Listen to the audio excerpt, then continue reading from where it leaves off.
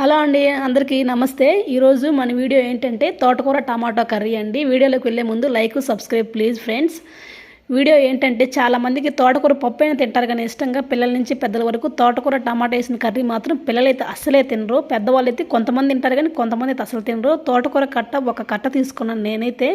ఇలా చేయండి, చాలా బాగుంటుంది. చిన్నప్పుడు నేను కూడా అసలు తినలేదండి, ఇప్పుడు కూడా నేను తిన్నాను. కానీ ఇలా ఒకసారి మా అమ్మమ్మ చేసి పెట్టిందండి, టేస్ట్ అయితే అదిరిపోయింది. అప్పటి నుంచి నేను తోటకూర అయితే ఇష్టంగానే తింటున్నాను.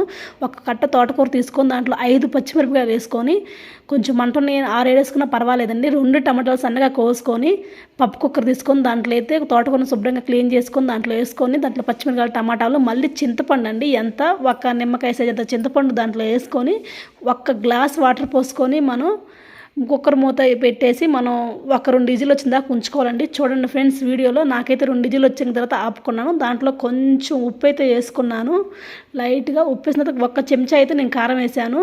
కారం ఉంది, కొంచెం స్కిప్ అయింది వీడియో, నన్ను క్షమించండి.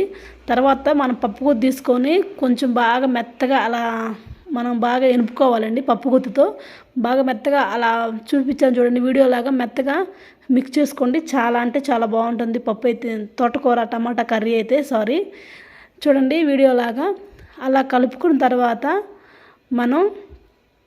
మనకైతే తోటకూర అయితే మెత్తగా మెదిగింది కాబట్టి మనకైతే కూర అయితే రెడీ అయినట్టే. దీనికి కావాల్సింది మనం తాలింపు వేసుకోవాలి. తాలింపు వేసుకుంటే ఇంకా టేస్ట్ అయితే వేరే లెవెల్లో ఉంటుంది. కళాయి తీసుకొని నేను ముందుగా, తర్వాత 1 స్పూన్ ఆయిల్, మన కూర తగ్గంత ఆయిల్ వేసుకోవాలి. నేనైతే అట్లా వేస్తున్నా కాబట్టి మీరైతే 6 టేబుల్ స్పూన్ ఆయిల్ అయితే వేసుకోండి. మీకు ఉదాహరణ చెప్తున్నా, అసలు వంట రాని వాళ్ళకి, తెలిసిన వాళ్ళకైతే ఇంక అర్థమైపోద్ది. తర్వాత ఎండుమిర్చి, తాలింపు గింజలు, సన్నగా కట్ చేసుకున్న ఆనియన్స్ ఫ్రెండ్స్. చూడండి, ఆనియన్స్ వేసుకున్న తర్వాత మళ్ళీ నేనైతే కర్రీలోనే పసుపు అయితే యాడ్ చేసుకుంటాను. దాంట్లో కొంచెం మీరు 1/2 స్పూన్ పసుపు అయితే యాడ్ చేసుకోండి, బాగుంటుంది కూర అయితే రంగుగా. పసుపు వేసిన వీడియో కూడా స్కిప్ అయినట్టుంది, సారీ అండి.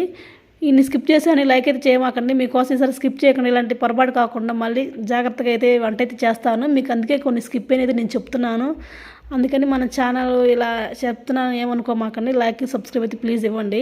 ఈసారి నుంచి పర్ఫెక్ట్గా నేనైతే ఏది మర్చిపోకుండా స్కిప్ చేయకుండా పెడతాను వీడియో అయితే.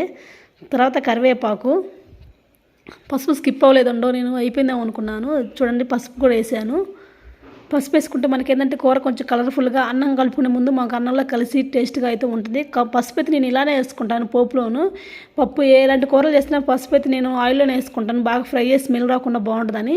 చూడండి, పోపు పెట్టుకున్న తర్వాత మనం ఏం చేయాలి, ఆ వెనిపిన తోటకూరని అయితే మనం తాలింపులో వేసుకోవాలి. మనం పోపు పెట్టుకున్న దాంట్లో మనం వెనుపుకున్నది తోటకూర టమాటా కర్రీ అయితే దాంట్లో వేసుకోవాలి.